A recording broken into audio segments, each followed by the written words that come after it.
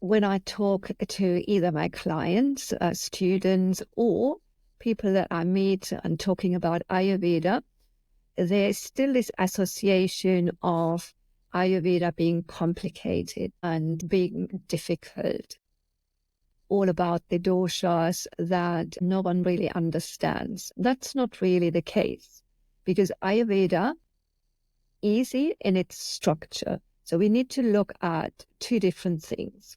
First, Ayurveda is preventative.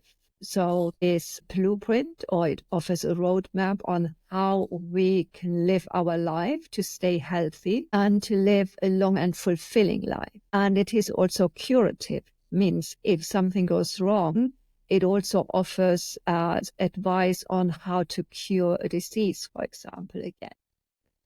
So we as non-Ayurvedic doctors, just going by our day-to-day life, Ayurveda is pretty simple because it gives us a clear layout, or like I mentioned earlier, a roadmap on how to move about with our life.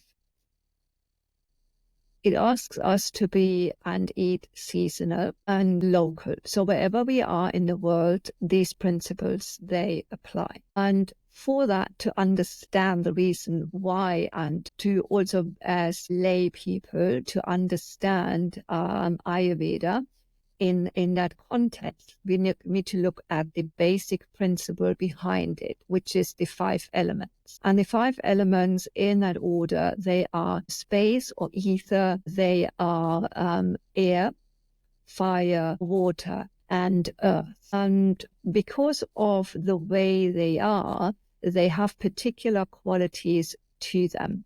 And these qualities is what we can experience. Space, for example, is, if you think of outer space, there's nothing there. It is cold because it has no fire element yet. It is empty because there's nothing else there yet.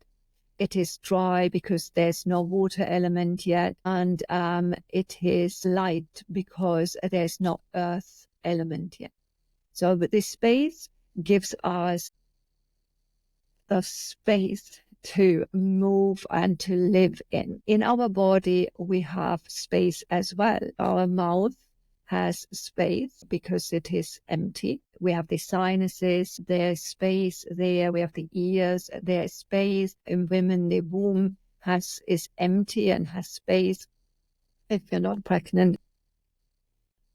In between the cells, there is space as well, and in between the bones to create space for the joints. So space enables us to move and things to move. It just gives that space for the others to follow in. So the next one is air, and is about movement. And so if you have the space, you can move within that space, and the air is the element that moves us. So the air, it still has no fire, no water, and no earth. So it is still cold and dry and light. So the one afterwards is, the next one up is the fire element. So the fire element has the space and has the movement and has heat as well. So fire, obviously, if you hold your hand above a candle, you know, it burns. It is a sharp burn, so it has sharp qualities. And if you hold it long enough, it burns a hole into your skin. So it is penetrating as well. So it has a little of the air element in it, so it spreads. So wherever the fuel is for the fire, it will spread. So if you light a fire on your lawn, it will eat up the entire lawn, and it will burn as long as there is something to burn. Everything in it is way. It will burn and consume. Then the water element.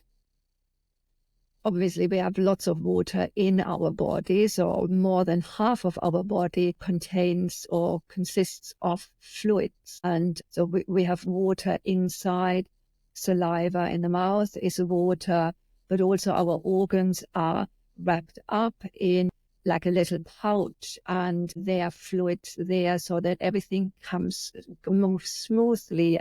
The way we move, it can move with it and is smooth and is not sticking together. Brain has fluids around it. So in between the joints, there are fluids to make this movement smooth. And water has that quality that it can smoothen the stones that lie in the river for a long time. They become these very smooth pebbles. They are hard, but the surface is very smooth. And the water is cool because it has the heat of the fire element in it as well. And it is fluid, and it is heavier than the ones above. So then the last one is earth.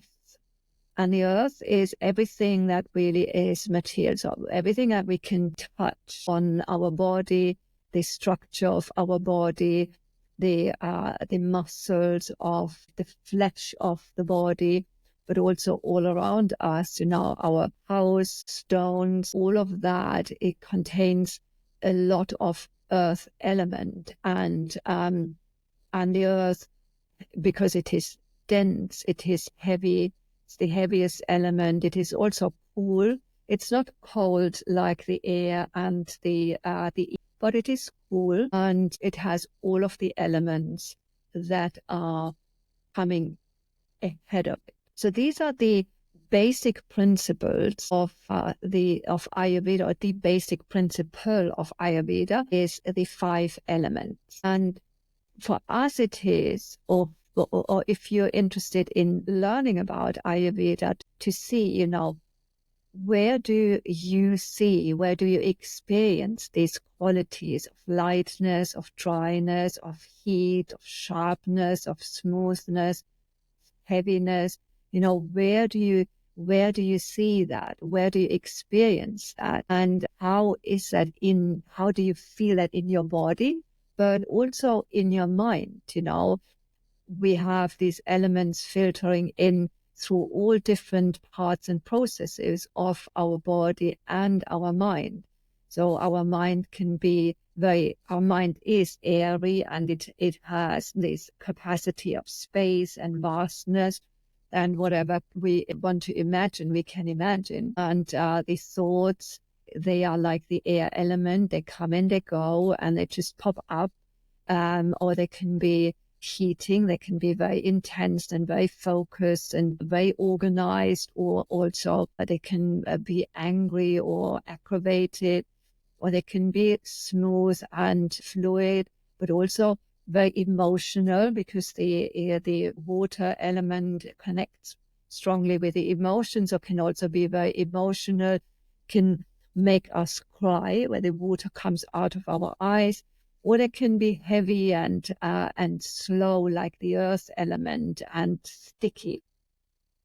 So for you to understand, to grasp these elements, and to see how they are present in your life, and which ones do you come across more often than others, that's interesting. And that's to see how you can engage with sort of the basic principles of Ayurveda.